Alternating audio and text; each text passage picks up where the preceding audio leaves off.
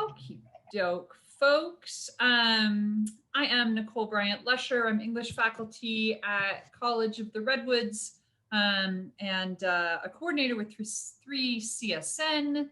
And I am joined by all of you. Thank you so much for being here. And by my amazing partner and colleague, Keelan. Keelan, do you want to introduce yourself?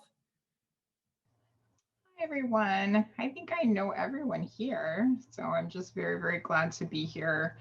I will be supporting all of you in the chat, so please feel free to put any questions that you have, and Nick will periodically check in and share her rainbow with us, which is behind her in this image. So we're going to have a wonderful session. We are. And I'm feeling like now we have a little bit of a theme of light blue. There's a light blue book in the back of Sherry's library, and Sonia has light blue, and you have a light blue sweater. And so we're so color coordinated to go into in Gradebook today, and we are going to look at things that offer color options. So look at that, folks.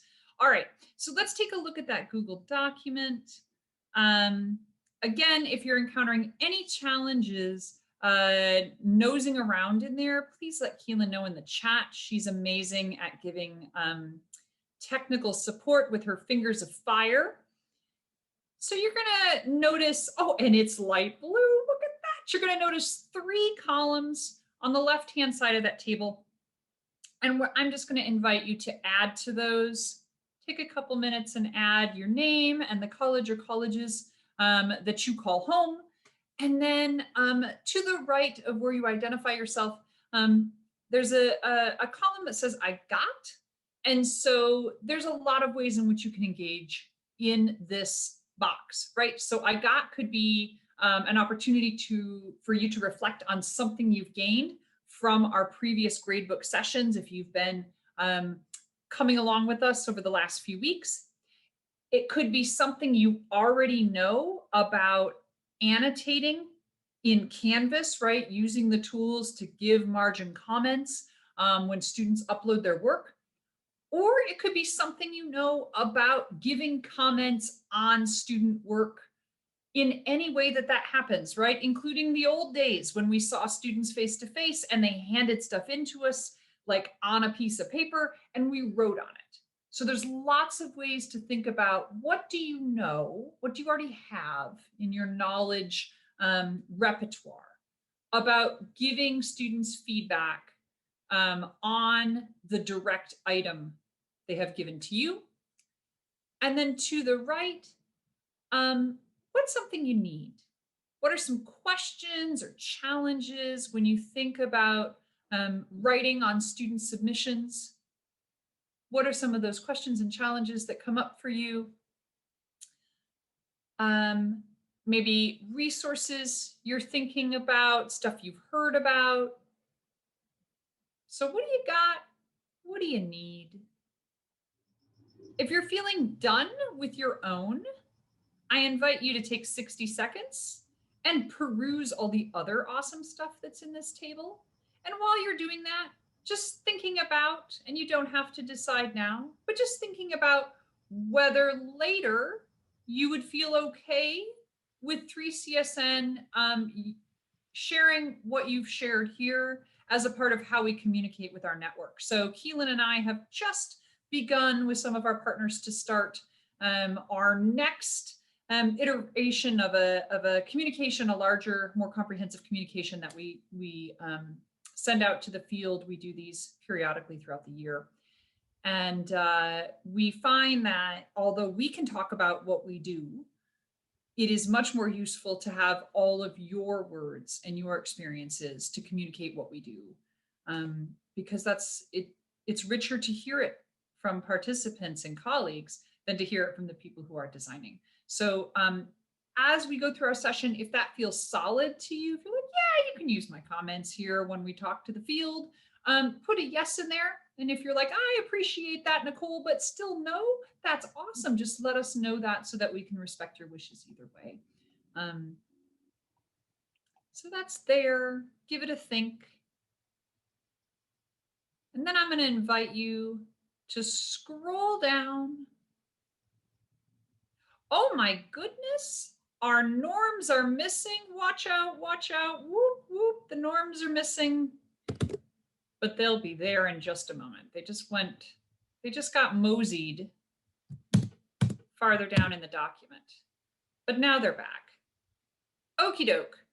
So bottom of page 4 is where I'm going to invite your eyeballs next. And if you're like, oh goodness, I'm not done writing all the things, I'm not done looking at everybody's ideas yet, that's okay. This Google document's going to be here. You have access to it now and in the future. And so there's always time to come back later. So what I'm going to invite you to do is to just take a look at those norms there on bottom of page 4. You've seen these before. As always, this is a living document. The act of co-creating these together, reviewing these and strengthening them is a way in which we make a commitment to each other as learners together in the same space and try and make that space as learner friendly for all of us as a group as we can.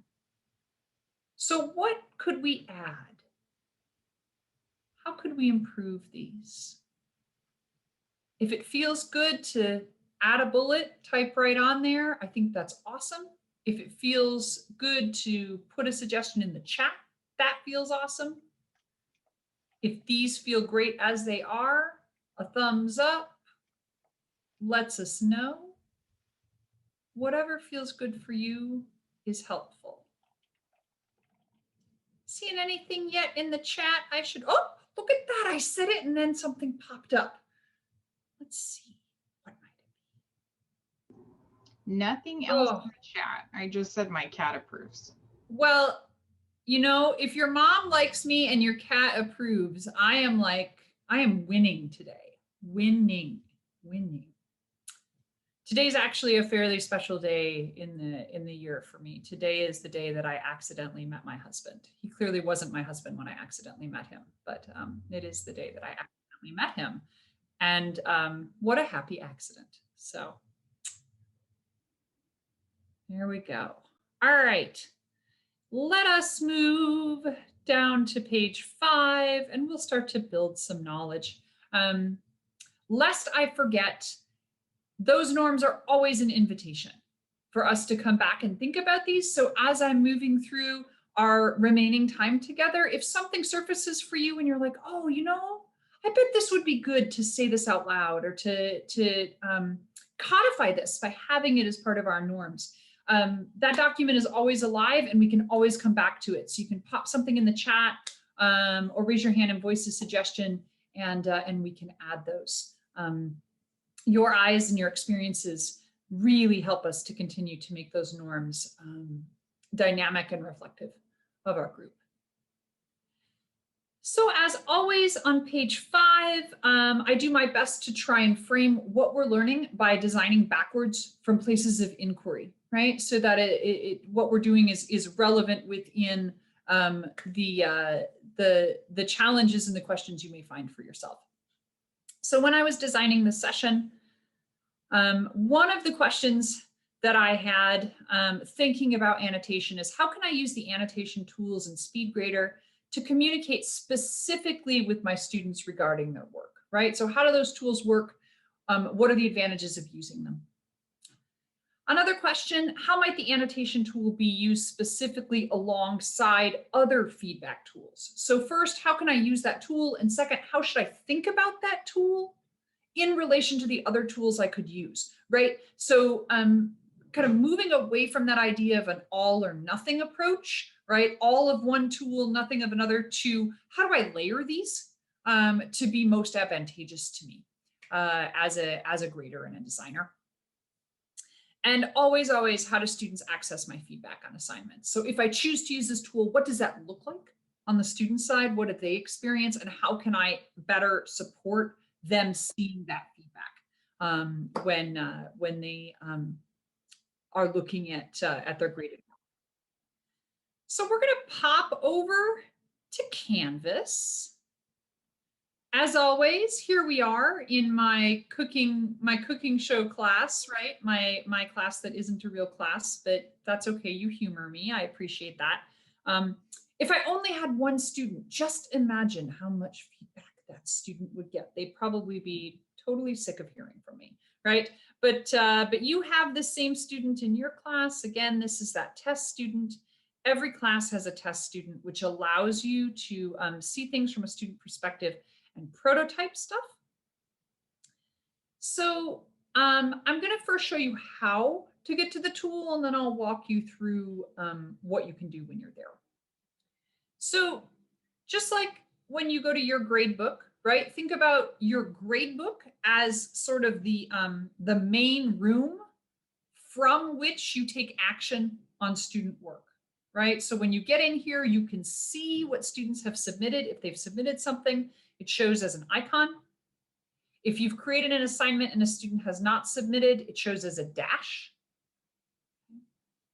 If you've created an assignment, a student has submitted, and you've graded it, it shows with the numerical value for the grade. So those three different icons really help you to know, three different deposits in this box, if you will. Let you know what's been submitted, what you need to take action on, what you've already taken action on. And this is that kind of central room, your home room of your grading, if you will. But then if you want to go do stuff with what's here, you need to go down a hallway. And that hallway is called Speed Grader. So I've already, all of us watched me use the rubric last week. And so there's a score in here, but we're going to use the same assignment to give feedback directly on that document. So in order to get to that hallway with Speed Grader, I have two choices. I could click on the number or the place where the grading would happen, click on the icon, right?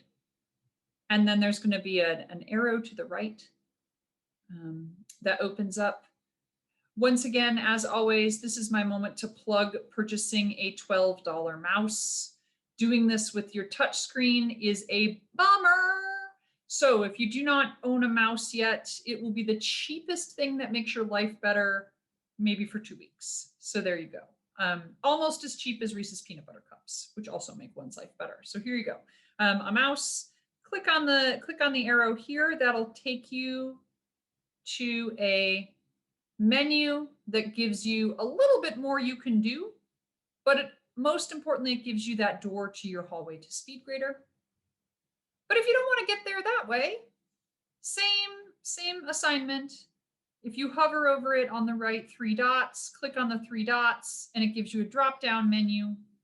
And the second choice there is Speed Grader. So Speed Grader's a hallway, right? It's taking you from your homeroom of where you see all of your students' grades to this hallway where you can take particular action on a specific student submission. Back in the day in Canvas, and by back in the day, I mean circa 2015, Canvas kind of threw its own lingo around a little bit more. And it used to call what we're doing right now, what we're going to do in just a moment, which is to actually put comments on this document, Speed Grader. Used to call that thing Speed Grader. And then it decided it was going to call this whole situation, right? Using rubrics, putting comments over here, it would call this whole thing Speed Grader. And so if you've been negotiating with Canvas for a while, that could absolutely create some confusion, right? Because some people might be referring to Speed Grader using that term and meaning when I put comments directly on a document that students have uploaded. Some people might be using that terminology to mean anything that happens, right? Whether it's a rubric, whether it's putting comments down here. So just to create some level of clarity for you, when Canvas talks about Speed Grader, if you're reading that in a Canvas guide, it means anything that happens in this hallway, right? Anything that happens once we have a student submission of some sort, and we're going to grade it in some way. When Canvas is talking about looking at something students have uploaded and taking action on that uploaded thing directly, right? Putting comments on it, whatever. Canvas now calls that functionality Doc Viewer, right? Which is frankly not much clearer than when they conflated the words SpeedGrader. Because Doc Viewer suggests it has to be maybe a Microsoft doc. It doesn't. It suggests it has to be a Word doc. It doesn't, right? It's a file upload. So anything your students want to do as a file that has a visual component can be uploaded here. I shouldn't say anything, many things, right? Students could upload a Microsoft Word doc. Students could upload an open text document. Students can upload a Google document. Students can upload a rich text format document. Students can take a photo of something that they have done, 2D or 3D, and upload that photo. Or even better, you can encourage students to download free software on their phone. I use, what's it called? I have a Samsung and it is called Adobe Scan. Yep, Adobe Scan. It's free. I can take a photo of a thing and it will turn that thing into a PDF. Can I ask, can you have students put a PowerPoint in and we can annotate their PowerPoint page by page? I don't believe so. Keelan, do you know for sure on that? I don't believe Doc Viewer has the functionality to do a PowerPoint. It doesn't let us do it with a PDF. It's very frustrating. So oh, you can make annotations on a PDF. You can make annotations on a PDF, but you can't make annotations on a PowerPoint. Oh, on the PowerPoint. Is it letting you do it on the PDF? Mine doesn't let me.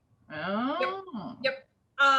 That depends. It can be a little moody, but you can do it on a PDF. It depends upon your browser. Oh, okay.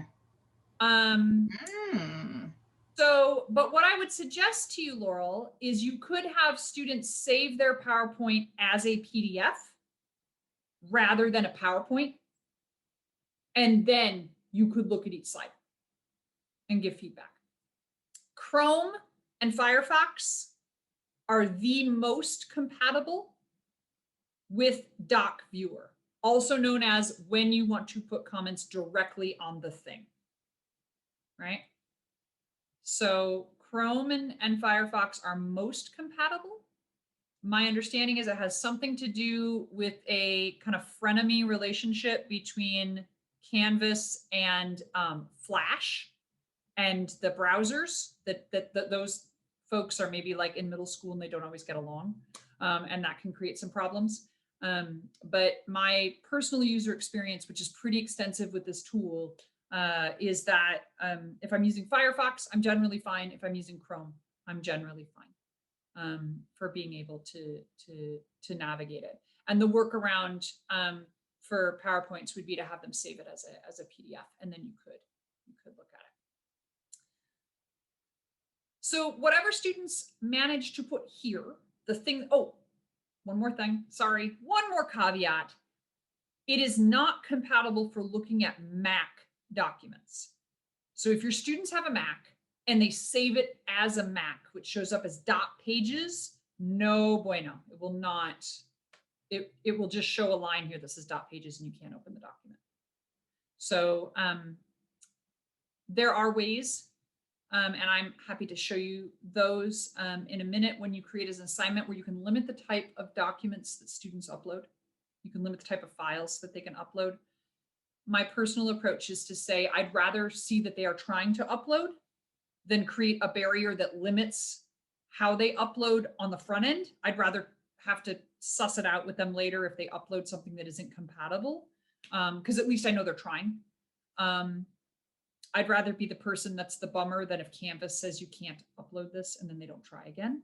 But there are ways that you can limit the types of files they upload so that students couldn't attempt to say upload a Pages document from Mac, and it would save you getting a submission that you can't open. So if you want to later, I can definitely show you where that lives if that ends up being something that would really be helpful for you. But let's imagine that the stars align, which they generally do, right? I just gave you a lot of caveats, but I would say 75 to 80% of the time, this is a smooth sailing situation. This is compatible with most of the ways in which students would submit something that has language on it, words on it, and or images on it. So here you've got this item and it shows up on the left. And again, the plug for the mouse, you can adjust the width of the split screen by grabbing that gray bar. So when I want to read my student submission or look over my student submission, I'm going to do my best to make sure that I've got that full page showing.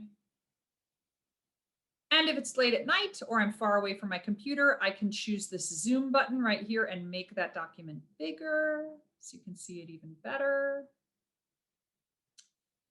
I'm going to talk briefly about what's here to the left, and then I'll get into all the tools on the right.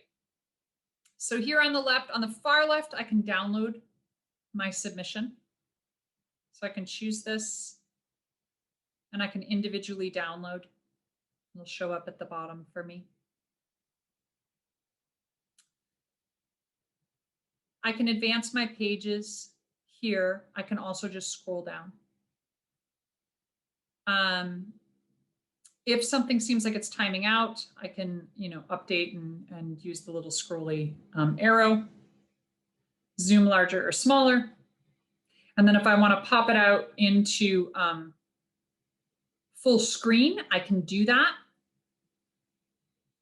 and make it a little bigger for myself. And then I can minimize it by choosing the arrow that brings it back down. So I have, the first half of these are really about how you view the thing. And then the tools to the right here are all about how you can communicate with the thing. So let me walk you through these. So this first arrow is just it's just my mouse. Right? So if I have it on my mouse, I can do that thing. I don't know if you all do this, but while I'm reading, I randomly click. I don't know why, I just do. I'm sort of clicking while I'm looking, and I don't want that to do anything on here. And so if I don't want to be doing anything, my default is to have the arrow, right? But if I want to do something, then everything other than the arrow allows me to create annotation on this document. And those are visual annotations. To my knowledge, there is not particularly dynamic functionality here for screen readers, right, Keelan? Like I could leave a comment in here and maybe that would work with a screen reader, but I don't believe there's any other way in which indications happen with a screen reader. I don't think so. Yeah, so it's limited by that. If you earlier in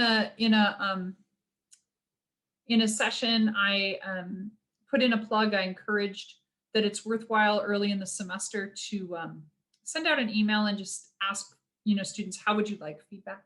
I give feedback in a number of different ways. Please let me know if you have any preferences, and then I'll list in there giving comments directly on the document. As one of the ways, along with audio comments, etc. And so if you had a note from your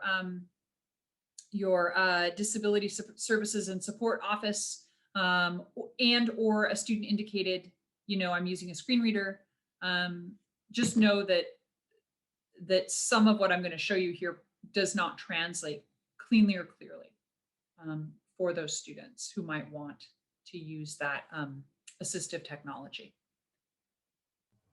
Nick, I just looked it up and it does say that SpeakGrader doc viewer annotations. Students can now access annotations and comments with a screen reader, including information about the annotation type, author name, comment, and any reply comments at the end of the document.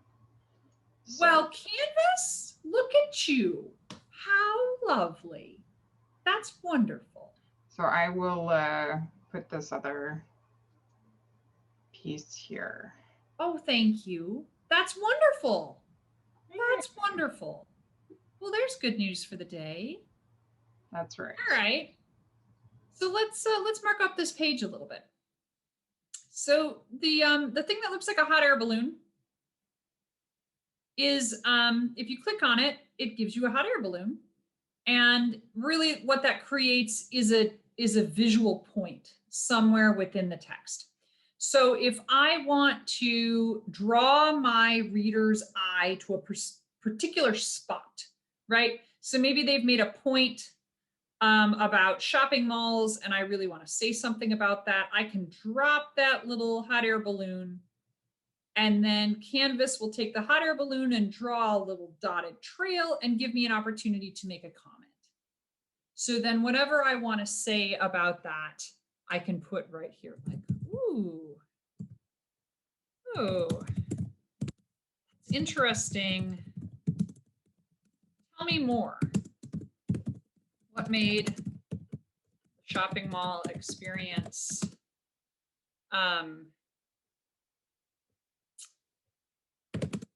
so sad in rural Wyoming?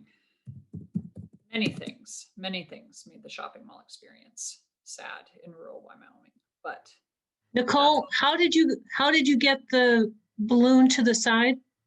Canvas does that for you. Let me show you again. So you drop the balloon, Canvas is going to zoom you out and give you a magic trail between the balloon and a place for a comment. Thank you. You bet. So so as you drop the balloon, it'll give you the comment box. And rightfully so, it understands that if you just had a balloon and nothing else, it would probably leave the students wondering, like, why did they put that thing there, right? So it encourages you to leave that partnered comment with it. Notice too, if you want to get rid of one, you can just hit a little trash can, and it'll go away. Let's say that you're not feeling blue. You can choose a different color simply by choosing any of these colors up here on the left. So you could create some sort of code for yourself or for students, recognizing and keeping in mind that students with who are color deficient in their vision may really struggle to know some of these colors from others. So I tend to default to black or dark blue and just keep them the same color all the way through. I am not a fan of annotations in red, personally. After nearly 20 years, which seems impossible, but is true, nearly 20 years of teaching writing, I lose so much when I choose to write my comments in red. I could say to my students, this is the best thing I have ever read, ever, and it's changing my life. And if I write that in red, that is not what they experience. Not first, at least. What they experience first is there is red on my paper. And that has this really visceral, judgment-laden, there's something wrong here response that happens for students. And that is just, that's a legacy of our educational systems. And so whatever comment I would want a student to have, including a comment noting that something isn't working well, that they need to make some serious changes, I would not want it to come with the emotional backpack of the color red. I would rather my words speak for themselves and not be carried through with that color and what that color experience means for students. So I'm gonna stick to the blue or the black to just avoid that whole situation as much as possible.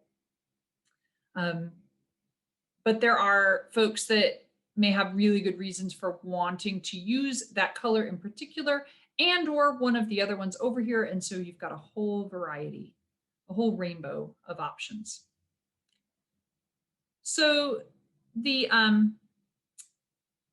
air balloon drops a pin and gives you a box. But let's say you want to draw your student's eye toward either a larger piece of text or a larger idea that they've developed, or maybe you want to show them you want to invite them to think about a couple different places in relation to each other.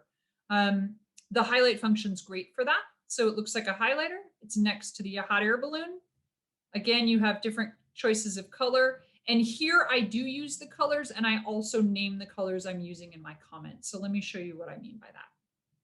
Let's say I come to the second page and a student has an idea here, and then they kind of go in a different direction, and then they come back to that idea here, and I'm like, oh, that's a little tough as a reader. Like, I feel like you went on a tangent and then you're coming back, and I want to help the student to see what I see as a reader.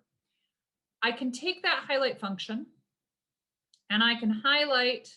Once I've got it on, I just put my cursor and I drag it backwards, and it will highlight whatever I drag. You'll know if your browser and Flash and Canvas are not getting along if you attempt to highlight and it doesn't work. Don't get frustrated. It's not you. For whatever reason, at that moment, the highlight function has decided to be wonky. In my experience, the highlight function is the function that might just not be working. The pin drop function always works, but the highlight function sometimes gets a little cranky. You can reload your page or try in another browser, and it almost immediately corrects itself. So one of my standard, so I don't end up being frustrated, is when I first go to start working on a page, I'll test it and see if it's working before I get too far into my annotation comments. It'll save what's here, but that way, if I have to reload, I know that sooner than later. Can I ask you, you just said that maybe the student had one thing and then it can, while you're highlighting, can you skip a little and continue to highlight so that you have like two things highlighted for one comment? Absolutely. Well, not for one comment, but let me show you how I would make that work. So let's say they develop an idea here, they go on a tangent, and they develop the idea some more here. So I would take, personally, what I would do is I take the green part at the beginning, and then I jump down here, just like you're suggesting, and I'd grab some of this that I feel like goes with this first idea. I'd make both of these green. Then I'd change colors. I'd grab a piece in the middle and I'd turn this yellow. So that visually I've got, my student can see like, look, you've got this idea in the middle that's splitting these other two things that go together. And then I would come back in and I would explain that in my comments. And so I would click here and I could say something like, idea one, highlighted in green.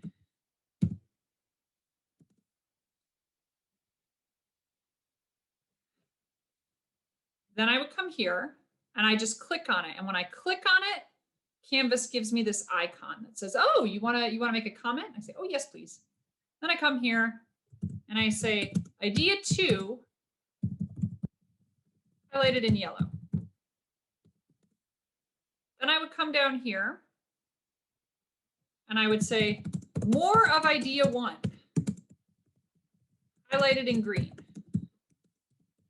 Looks like this might fit better with your earlier discussion of idea one, also in green. What might happen if you combine these?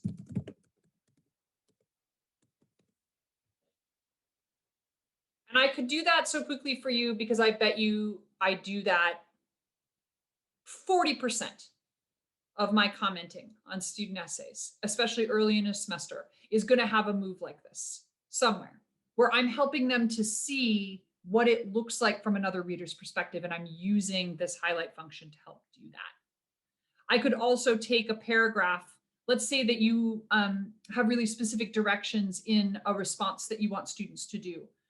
Maybe you want them to describe something, and then you want them to apply a case study that you've been talking about, and then you want them to develop a question or something like that, right? You've got like a do this, then do this, then do this. And let's say that you notice that a student's really struggling with that middle piece. They do a good job describing, they do a good job with the question, but the application piece is not there or is really kind of skinny, you could always model with a paragraph 3 different colors. Like, I see your description. This looks really solid. Put that in the comment, right? And then in the middle, you could say, oops, this is where you're supposed to apply, and then offer some suggestions or developing questions. And then, you know, highlight the question at the end and say, this question looks really solid. And then they can go back and look and see it from your perspective. And it helps train their eye on how to develop those specific pieces in relation to each other. When I am working with students who are either writing about something that's really technical and specific, and or I am working with students who are multilingual, I may notice that from time to time, I need to give them an alternative word, right? They're using a word, they're either not using it the way that they need to be because it's a specific piece of jargon, or they're still learning and translating as they write. And so if I want to add text to their text, I can do that with this giant letter T, which stands for text. I click on that. The basic functionality, what it defaults to is black and small. And I can take it and drop it directly above. All I do is take my, my mouse and click right over the word where I want to make a comment. And I could say, like, maybe here it says items hikers might carry. Maybe the word that should have been here is should for some reason, right? That's kind of a bad example, but there you go. Maybe they've said Colorado here, but when we talked about this, it's actually Chile, whatever it might be, right? But I can drop and point and put in a word. Like my other functionalities, I can adjust to a certain degree, right? I can make this bigger, make it really big, recognizing that the bigger I make it, the more likely it is it's overlapping their lines. And I can also change the color. There are several readings that I've included in our Google document in the resources section that talk about where students are talking about their experiences when they read instructor feedback. And in general, I would say that I use this tool sparingly.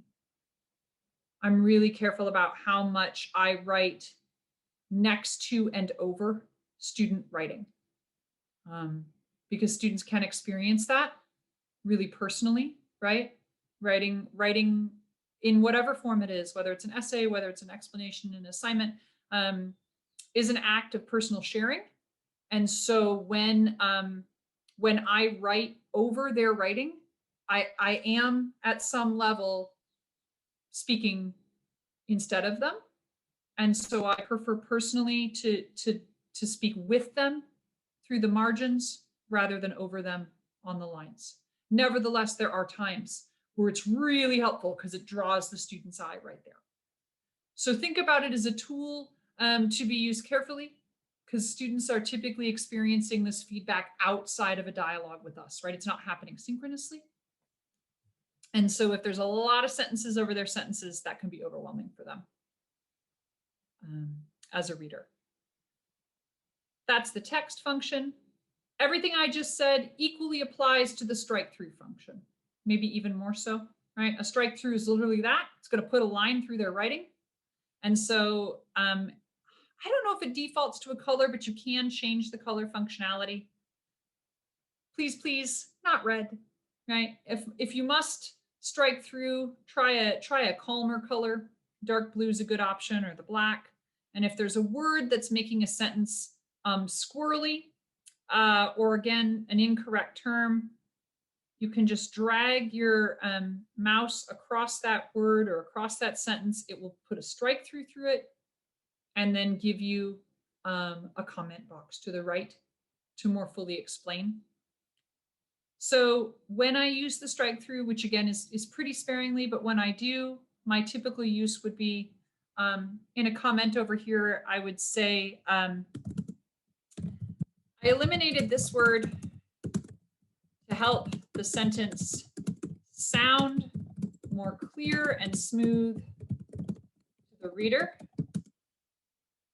And then I would have partnered with a suggestion, like when you proofread,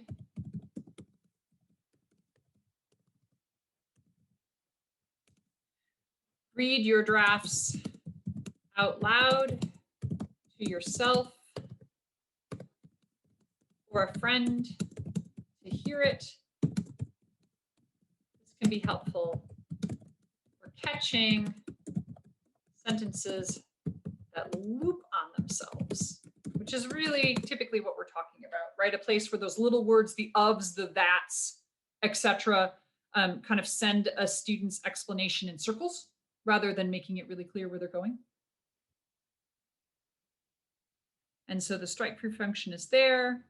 Just like everything else, you can change your mind on your color and adjust it as you're using it. Oh, Sherry's got a question. Yeah, what's up, Sherry? I just wanted to comment that I too use the text tool within their writing fairly sparingly, but what I do is often just put a question mark after the word, like, excuse me, where you have hikers might carry and you're suggesting should, so I might write should question mark, and then that way I'm maybe saying, maybe did you mean, you know, this, or would this be more appropriate or something? So I make it into a question. Totally, totally. So then you're offering an opportunity rather than rewriting. That's awesome. That's a great suggestion.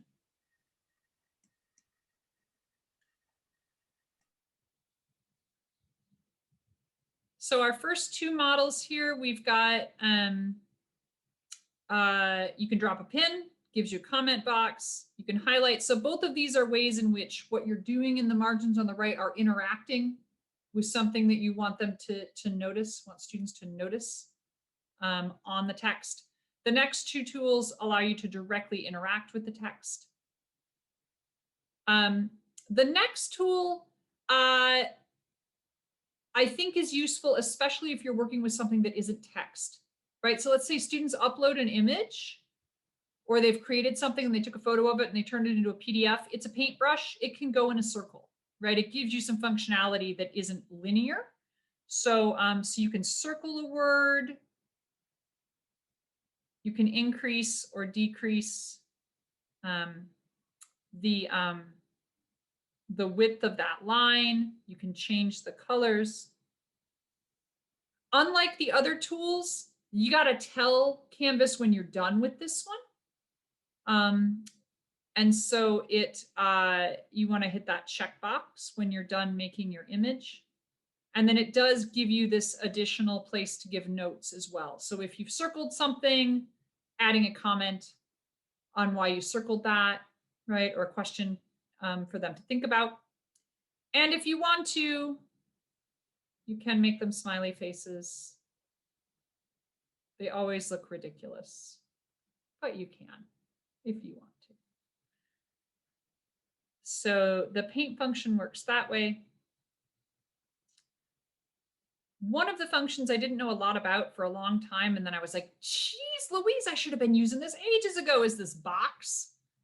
So you can click on this box. It's your last tool on the right, and it creates literally a box. So if highlighting is not exactly what you want to do, but you do want to capture some pieces of text, you can use this, this box. It gives you a bullseye sort of situation, and it literally creates a box. You can flip up or down, and you can drop it along a piece.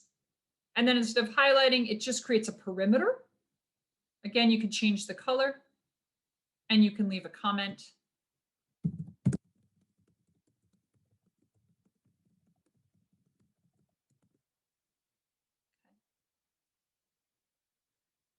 And so similar to the highlight function, you could choose to make a couple different colors and have them in succession if there's something that you want to bring up to your students. And or you can use the box to create a box around something within an image, and it's a much cleaner perimeter than the paint. The limitation here is that you can't determine the thickness like you can with the paintbrush. So depending on what it is, that's why I dropped this map in here so you guys could see kind of its gifts and its limitations, is that it's not as glaringly obvious to the eye as the paintbrush would be. But it is nice because it's a cleaner perimeter. So I just showed you lots of stuff, and I want to give you a moment to think and process and see what questions I can answer for you on this tool itself, knowing I'm going to be showing you how students see it and some other cool stuff in a minute.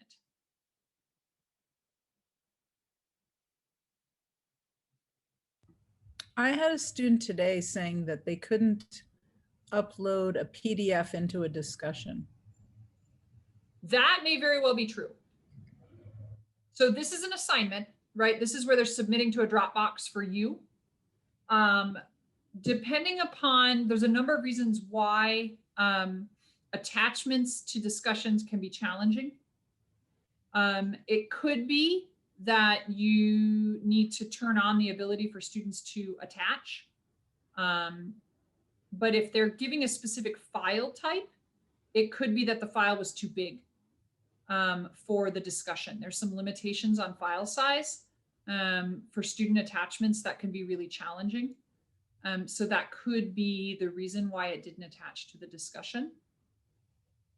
They can always, it's an extra step, and it's not a perfect solution, but they could take that PDF and put it into a Google document or in a Google folder and link the Google folder to the discussion. That would be one way to work around that if they're encountering some challenges to uploading. Yeah, they hand in everything in discussions so that everyone can comment on everybody's work in an art class. Sure.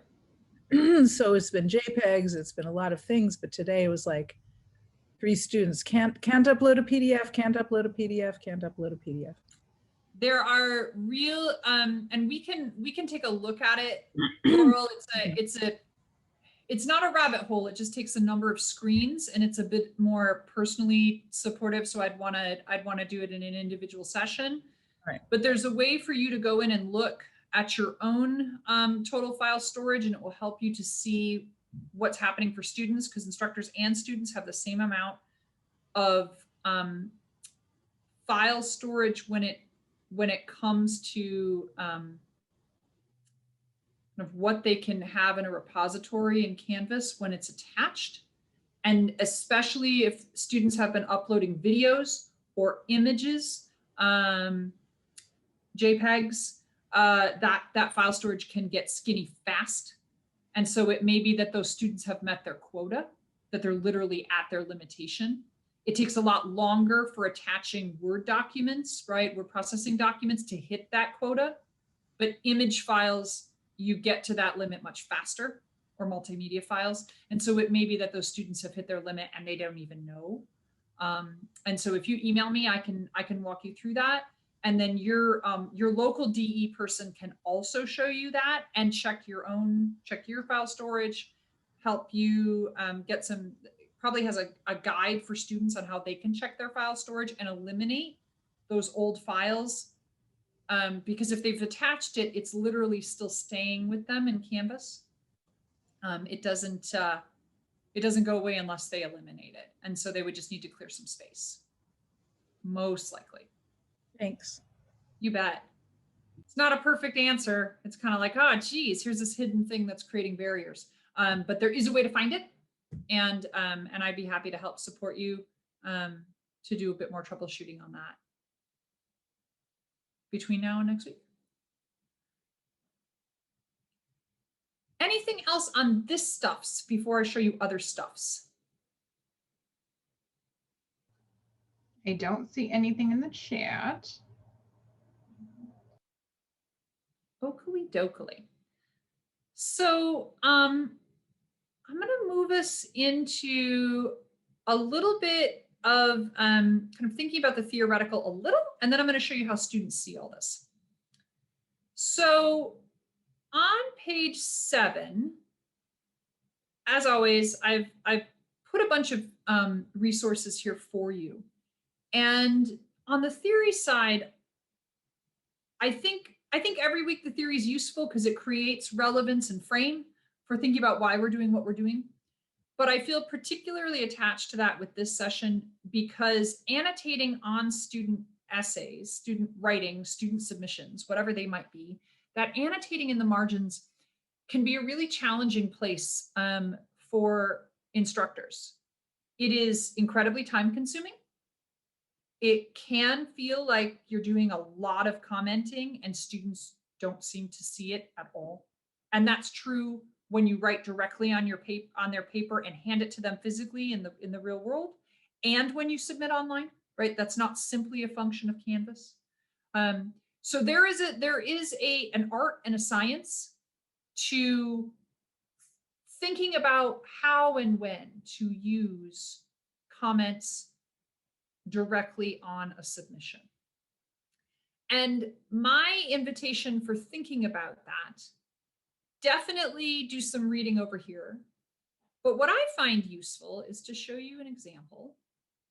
And this is built right into the Google Doc for you. And this is just a day in the life of my brain, which means use it to whatever extent's helpful for you.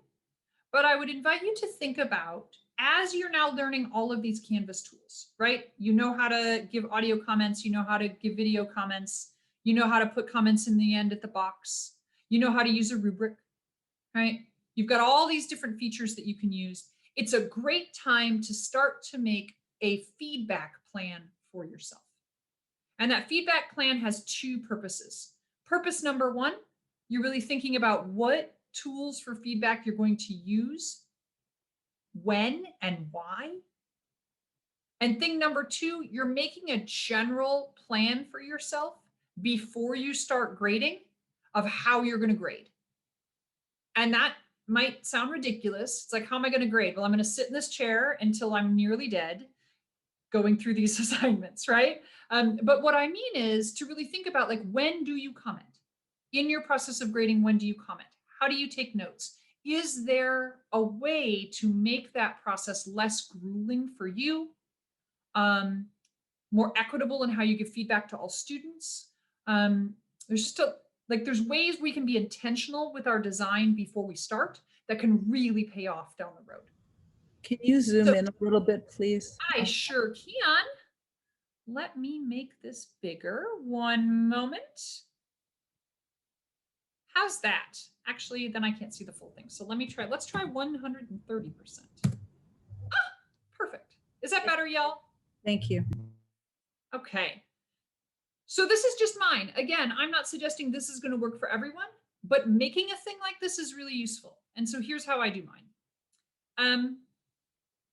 Before I start grading, and this is for students' summative assignments. So these are things students do periodically, probably 4 or 5 times a semester, to demonstrate their knowledge. We've been building toward these assignments for a number of weeks, right? 2, 4, 5, something like that, right? So these are bigger things. They impact the Gradebook book more. And because they're bigger and they impact the Gradebook book more, I'm going to give more comprehensive feedback. So before I start doing that, the first thing I'm going to do is set my grade posting policy for the assignment to manual. So it's a thing I do in Canvas. The guide to how to do that is linked here, right in this document for you. But basically, it's my way of telling Canvas, hey, Canvas, I'm going to grade these. I want to hide my grading while I'm doing it until I'm done with all of my students for this particular assignment.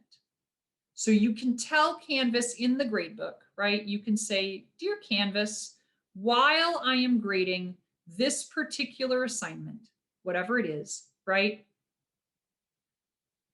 Please don't show students while I'm in process. I want to be done before they can see them. Just like the old days when we would bring the papers back in, right? Or bring the assignments back into class. It's not like students got them as soon as you did them at home. So you can tell Canvas to operate that way. And you can do it on an assignment by assignment basis. And Canvas calls that setting the assignment to manual. And that gives you the flexibility and takes the pressure off that if you're making decisions as you grade and you change your mind, that that's somehow going to be visible to the student. They won't know until you choose to post those grades. So that's the first thing I do. Then for me personally, I'm going to read the assignment through once with a place to take notes, whether that's a separate digital document I'm taking notes on, or I want to take them the old-fashioned way, written by hand. I'm going to read the assignment through once before I take any type of annotation on it. And I'm not going to talk back with that assignment the first time through. I'm just going to read it.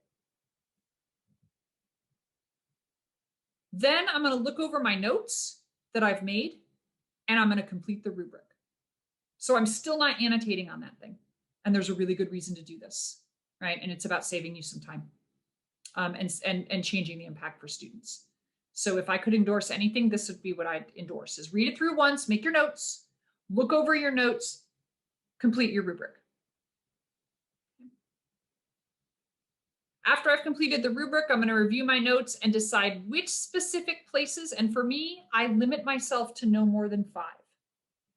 So which specific places I want to go back and annotate directly on that document. I'm going to leave it to 5 because too many comments is overwhelming for students. Research has shown us that. Students tell us that. It's consistent. I could go through and annotate every single point, right? Every line or every paragraph. And then when students look at that, it's too much to take in. So I'm going to be super choosy.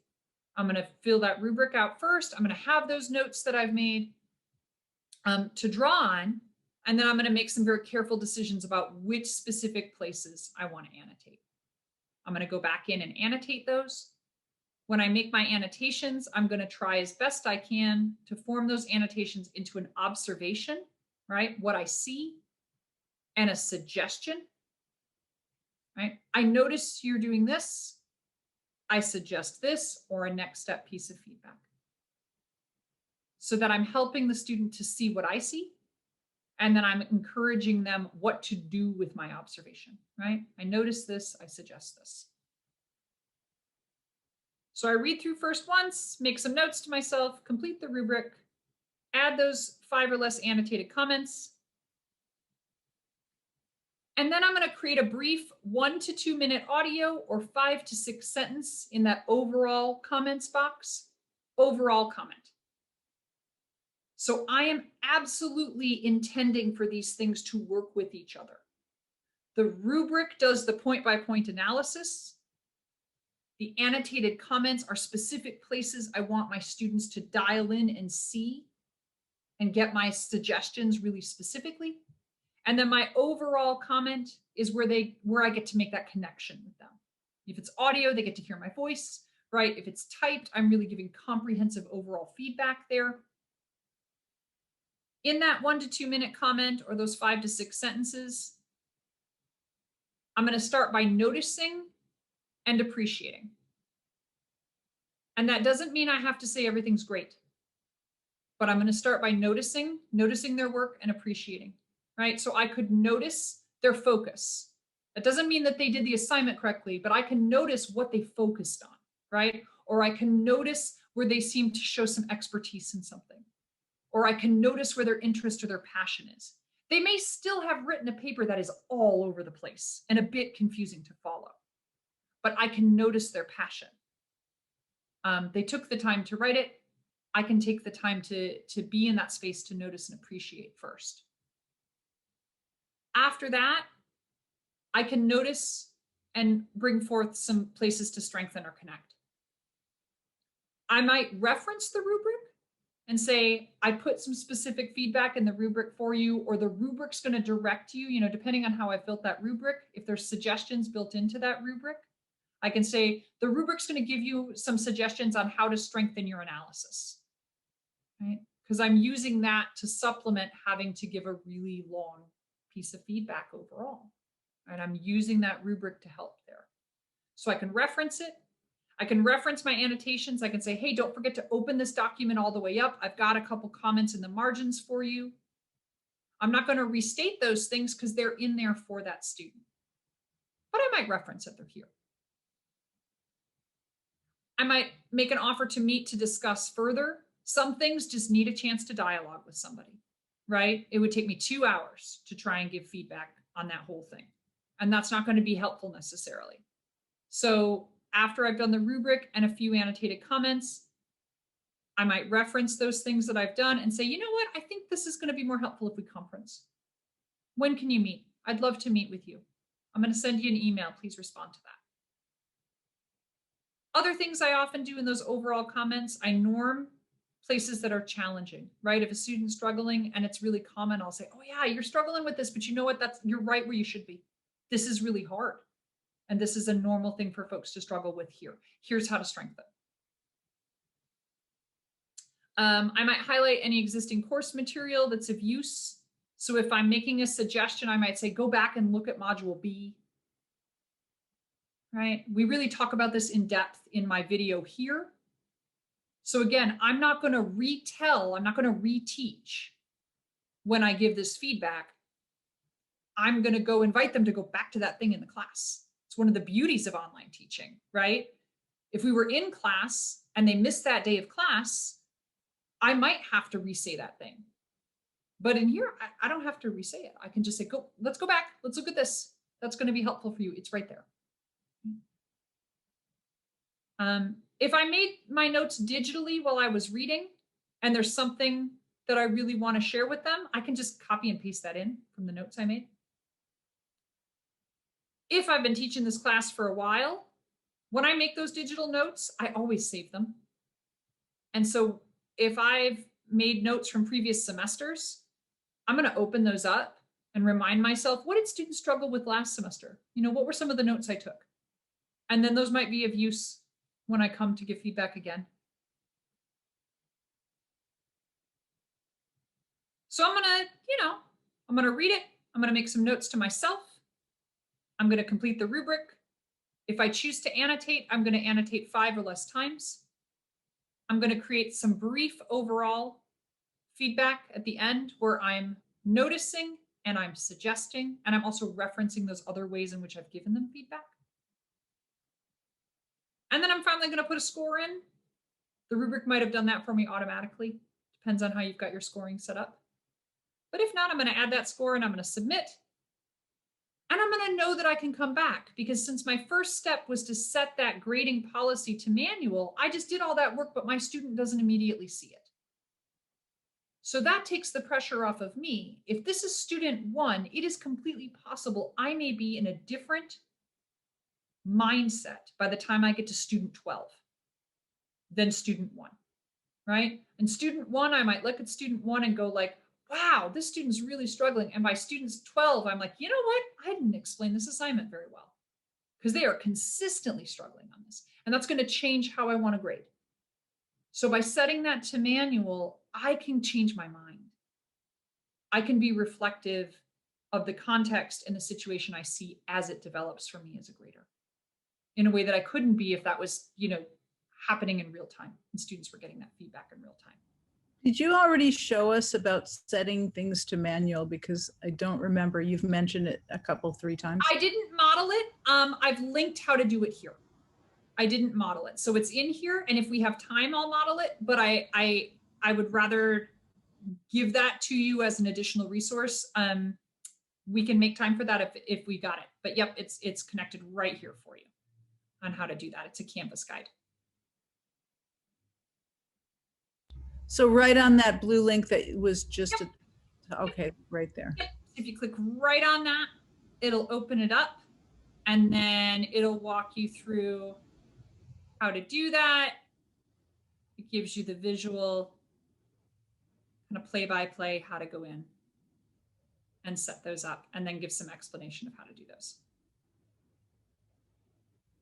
And then it also walks you through what it looks like, and then how to post them when you're ready.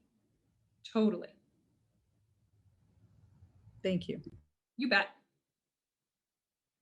In order to make sure I'm my best grading self, part of my feedback plan is to help me to be intentional and relatively efficient with what I do.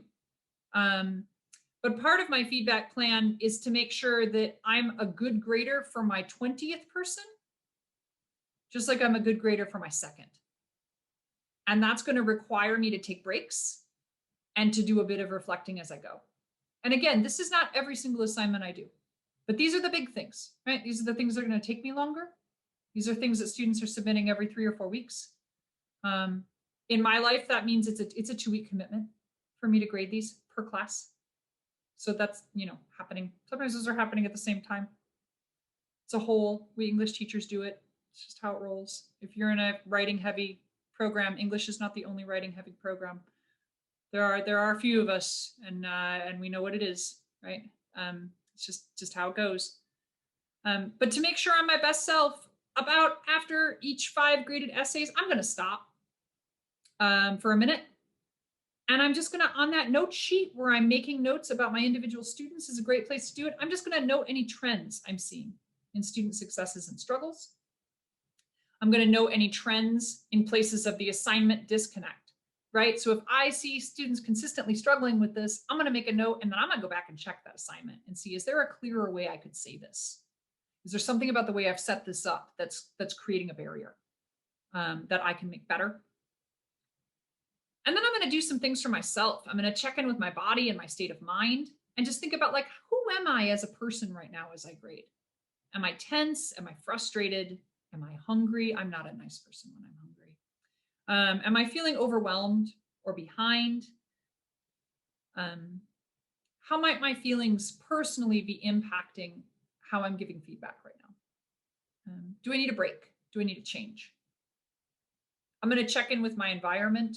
This was a little bit more relevant back in the day when my environment wasn't my house, but it still applies, right? What's my environment like? Is it loud? Are there distractions? Do I like the chair I'm sitting in? How might my environment impact my feedback? Do I need to alter anything? My old question used to be, am I in a hotel? Is that making me more grumpy while I grade because I'm grading in a hotel, right? And after a few sets of 5, I'm going to check back in and just see if I'm holding constant, right? 10 or 15 essays in, I'm just going to want to check. Like, was I harsher on my first 5 people? Should I go back and look at those grades now that I've graded more? How can I really think about sort of the longitudinal experience I'm having with these? I'm also going to do my best to not always grade from the same place. I'm not always going to start with the A's and go to the Z's. Because, it's good to be in different places. So this is mine. I share it as an invitation to think about what makes sense for you, what might feel good for you.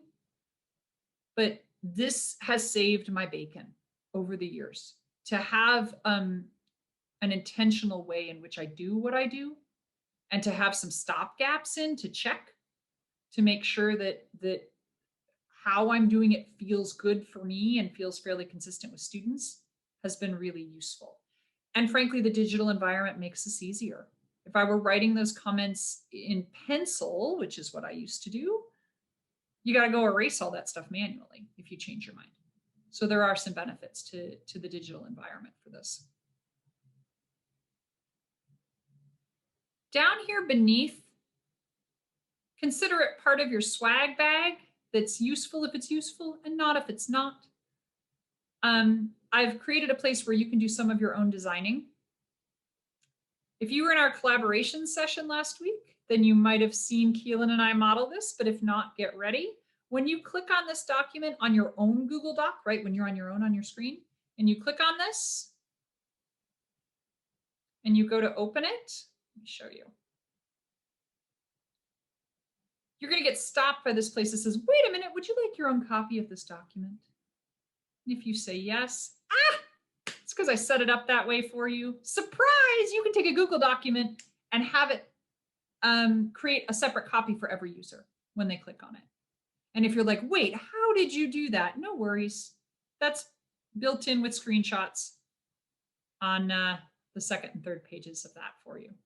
So you can learn how to do that if it's of use to you. You just got to change the URL so it makes a copy. But anyway, so this is here in your swag bag. It's got an example, and then it's got a design space for you to, before you create, before you start grading, to list your assignment. It's got a place for you to list some of your goals for your feedback, right? Oftentimes when we go to grade, we have more than one goal of what we're hoping that feedback will do. So it gives you a place to list those goals for yourself, and then to think about what feedback method is going to best meet that goal, right? Is a rubric going to get you to that goal? Is some overall comments going to get you to that goal? And this is one way to kind of start sketching out what your feedback plan might be before you get into those major assignments. And I've included a sample up here for you.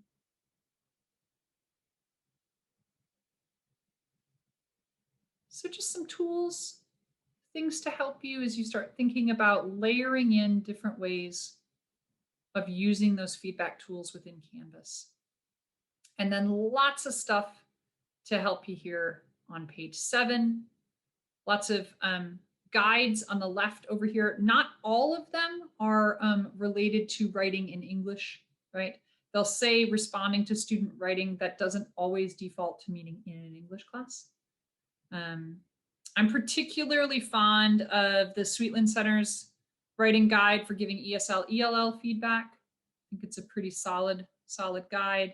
The Washington University piece is pretty awesome here. And then all of your Canvas how-to guides are on the right. I'm going to take us to that place where you see student feedback. And then I'm going to stop there and take all the questions you might have.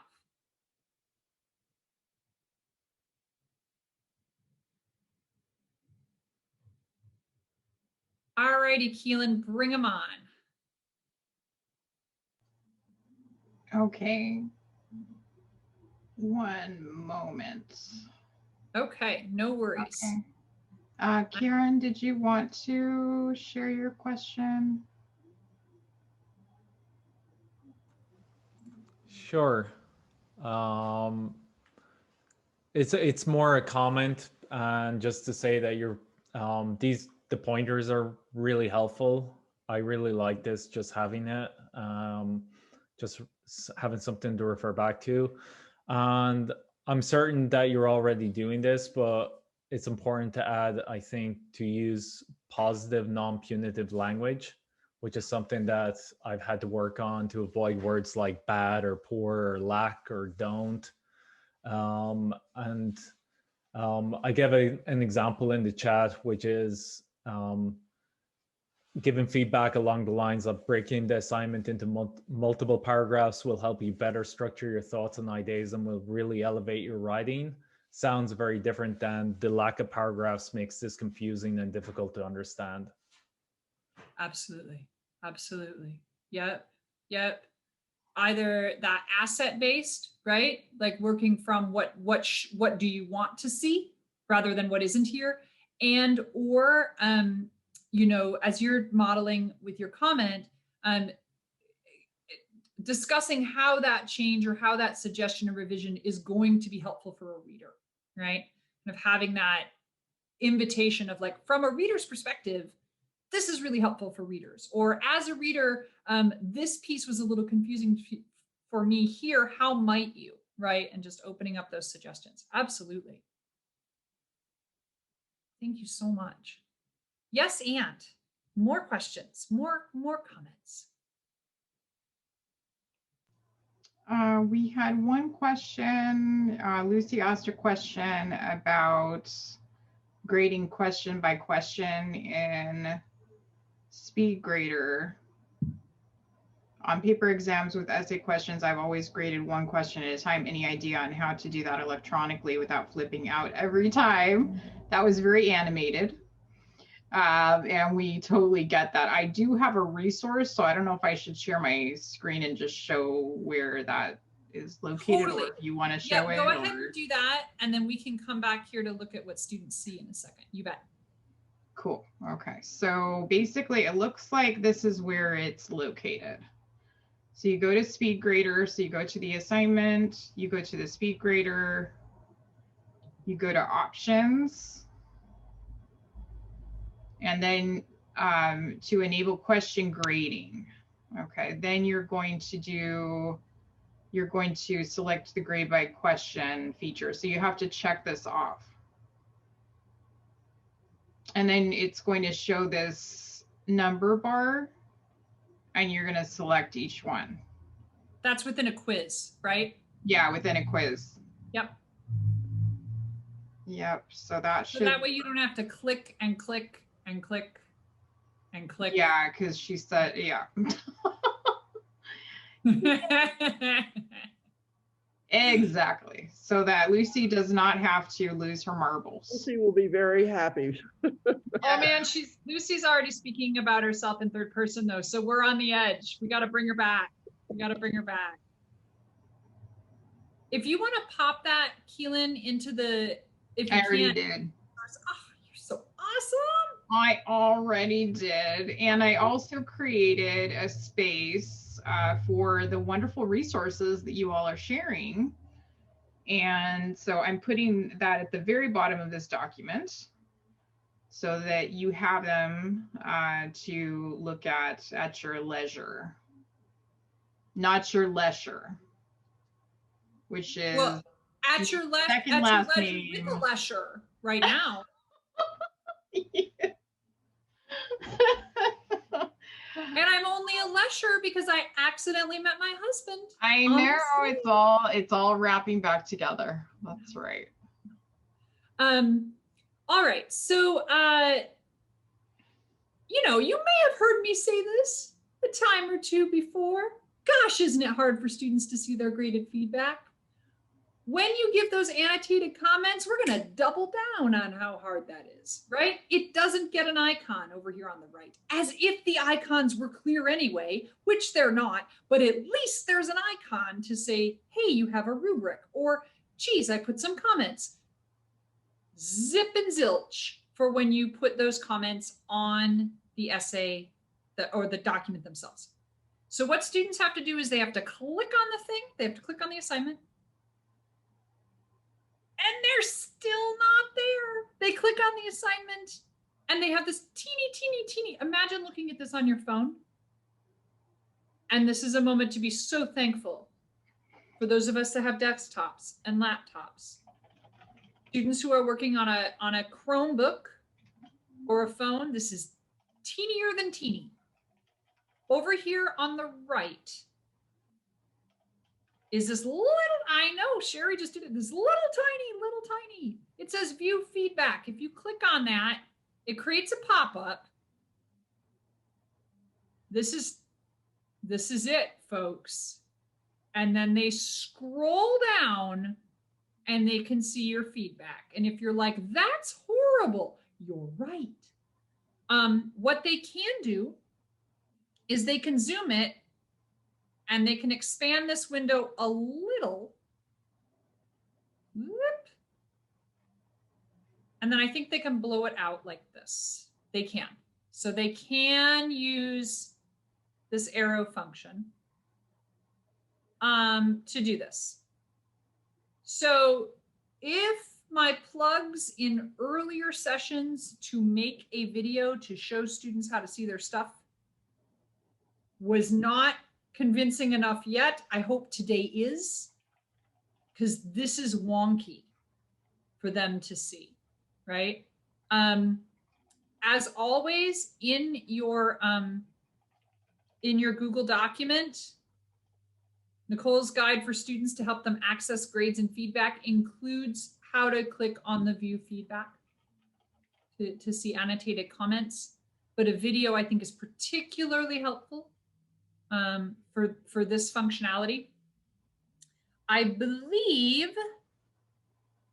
let's check it. If students choose this download here, I believe that will download their document with the annotated comments. I think the last time I modeled this in the fall,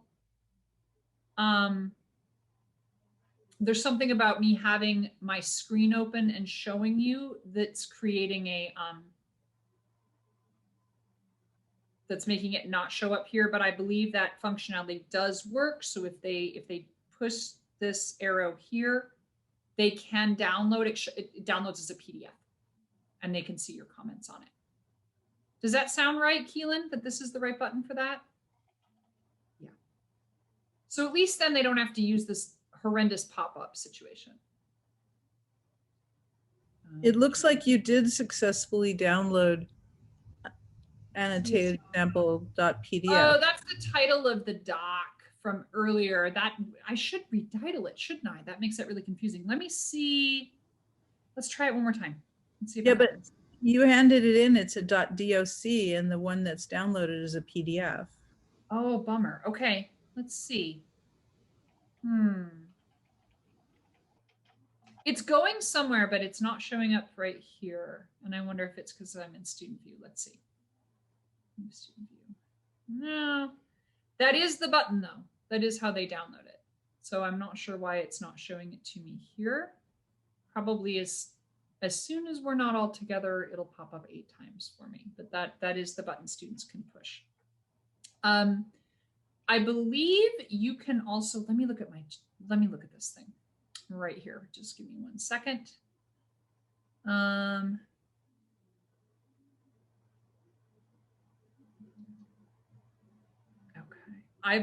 There is no way.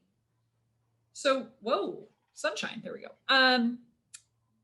So if I'm grading as an instructor, I can download all of my student submissions at one time in a zip file. If I want to print them or whatever. But there is no way, just grab that. We only have 3 more minutes. You'll just have to live with me sort of looking like I'm in a sci-fi film here. The sun's coming in. There's no way for me to comprehensively download all of my student submissions with my annotated comments on them and send them to students. There's no easy way to do that. So it is worthwhile to have students learn how to come in and see that feedback. And perhaps also worthwhile to think about that relationship between giving them different layers of feedback, different kinds of feedback. So that those annotated comments are not the only way in which you're communicating with them, knowing that there's some limitations in how they access them and what they can see. It's an imperfect tool. There's room for it to be far better than what it is.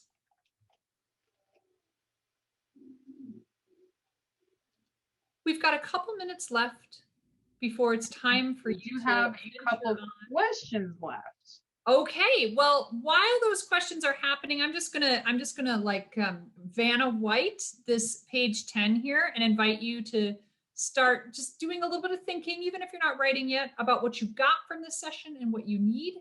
And I will try and tackle those last couple questions in our last couple minutes together. Beautiful. Okay. So one question is about drawing on students' drawings. Doing the kind of, they hand in JPEGs and PDFs, circling things, drawing on things. Okay, so the paint function would be the function that drawing can happen, that thing that looks like a paintbrush. Okay. Has anybody used that extensively? Anybody in the class use that? Also, can it work when you're in a discussion, or does it have to only be in an assignment? Great question. The annotation functions only work in an assignment. Students must upload here.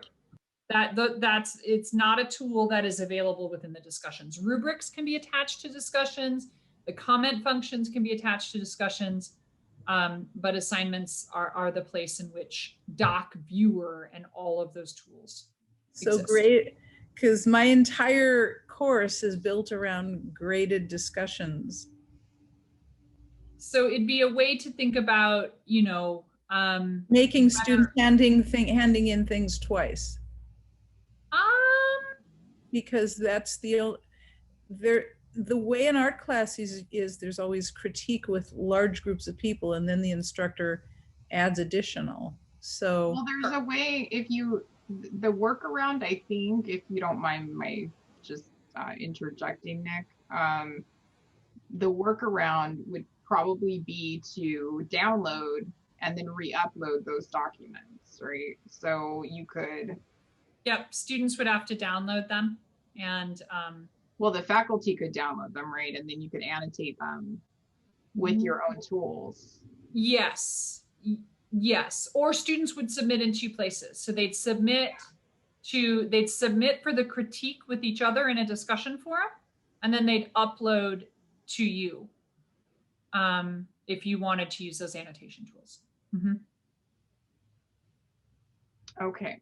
And then Sherry was asking, just for confirmation, students can add notes to your comments even when the assignment is closed, correct? So if they are late, they could always add their submission to a comment. Yeah, they can comment back on your comments at any time. And those comments show up over here. Oh, I can't show you, but over, you can see this number 1 here. It means I have an email from an actual live student in my inbox. If I were to go into my inbox, one of my choices, it defaults to seeing emails, but it's a drop down and I can choose it to change it to submission comments. And then that's where I would see when students comment on my comments. And so it's not the default. You got to go into your inbox. When you go into your inbox, you choose the drop down and there's one that says submission comments.